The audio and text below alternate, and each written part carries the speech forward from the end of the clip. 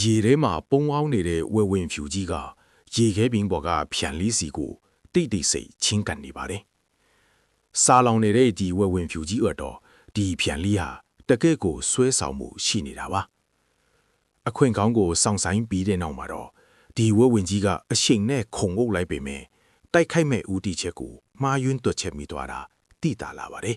။ဖြန်လေးကတော့လွန်မြောက်သွားခဲ့ပါပြီ။ဒါပေမဲ့ဝဲဝင်ဖြူကြီးကတော့အခွင့်အရေးရှိနေပါသေးတယ်။နောက်ထပ်ရက်ပေါင်း20အတွင်းမှာဖြန်တကောင်ကိုသာဖမ်းမိမယ်ဆိုရင်သူ့အသက်ဆက်ဖို့လုံလောက်တဲ့အင်အားကိုရရှိမှာဖြစ်ပါတယ်။ဝဲဝင်ဖြူတွေကသူတို့ရဲ့အသက်ရှင်ရည်တည်မှုတဲ့ရေခဲပြင်ကိုပဲအဓိကအားထားရတဲ့တူးတဲ့တို့အသားစားသတ္တဝါတွေပါ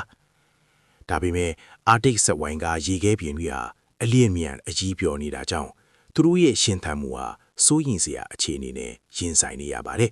။ဒါပေမဲ့လည်းဝဲဝင်ဖြူကြီးရဲ့အနံ့ခံအာယုံကတော့အလွန်ကိုထက်မြက်လာပါတယ်။ကီလိုမီတာအတော်များများဝေးကွာတဲ့နေရာမှာရှိတဲ့ဖြန့်တွေကိုတောင်းသူကအနံ့ခံနိုင်ပါတယ်။သူ့ရဲ့နားစီတွေကလည်းအစစ်မြင့်မားလာတာကြောင့်ဝေးကွာတဲ့နေရာကတတဝါတွေစီကထွက်ပေါ်လာတဲ့လိုင်းနှုံးနဲ့အထန်တွေကိုတောင်ကြားနိုင်စွမ်းရှိနေပါတယ်။ရီအောက်ထဲကလာတဲ့အထန်တွေကိုတောင်သူကနားထောင်နိုင်တာပါ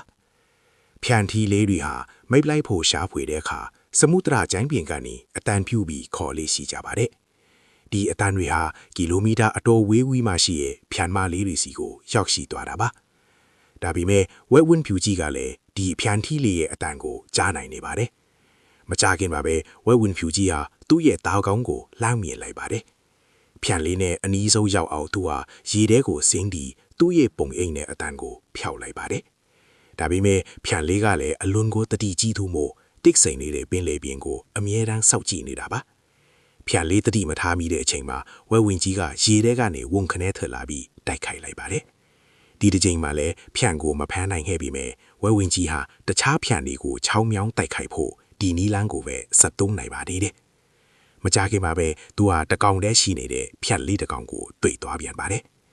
ပတ်ဝန်းကျင်ကလမ်းကြောင်းကျယ်တွေကိုအတုံးချပြီးမလွမ်းမကန်းကရေခဲပြင်ပေါ်မှာအနားယူနေတဲ့ဖြန်လေးကိုဝဲဝင်ကြီးကစတင်စောင့်ကြည့်နေပါတယ်။ဖြန်လေးကတော့ဘာကိုမှတတိမထားမိပဲရေခဲပြင်ပေါ်မှာဆက်ပြီးအနားယူနေတာသိသာလာပါတယ်။ဝဲဝင်ဖြူကြီးဟာရေထဲကိုတိတ်တိတ်ဆိတ်ငုပ်ယိုးသွားပြီးဖြန်လေးစီကိုတိုးကပ်သွားပါတယ်။တွန်းဆုံမနေပဲသူတိုက်ခိုက်လိုက်ပါတယ်။ဒါပေမဲ့ရေထဲမှာအကြာကြီးခုခတ်ခဲ့ရတာကြောင့်သူအယမ်းကိုမောပတ်နေပါပြီ။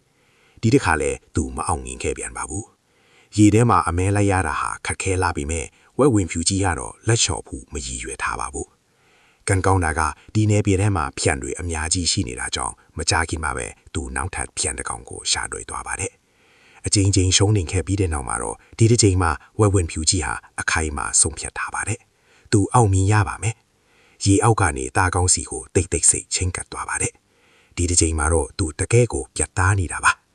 ထပ်ပြေးနေတဲ့ဖြန်လေးနောက်ကိုဝဲဝင်ကြီးကရေထဲအထိလိုက်လံတိုက်ခိုက်ပါတယ်။ဒါပေမဲ့ကံမကောင်းစွာနဲ့ပဲရေထဲမှာဖြန်လေးရဲ့အစိမ်ကအယမ်းမြန်တွန်းတာကြောင့်ဝဲဝင်ကြီးလိုက်မမိခဲ့ပါဘူး။အကြာကြီးအစားမစားရတာကြောင့်ဝဲဝင်ဖြူကြီးရဲ့ခန္ဓာကိုယ်ဟာအတော်လေးပိန်လီနေပါပြီ။သူဖြန်တကောင်ကိုအမြန်ဆုံးဖမ်းမိမှထင်ပါပါ။မဟုတ်ရင်တော့သူအစားငတ်ပြီးသေဆုံးသွားနိုင်ပါတယ်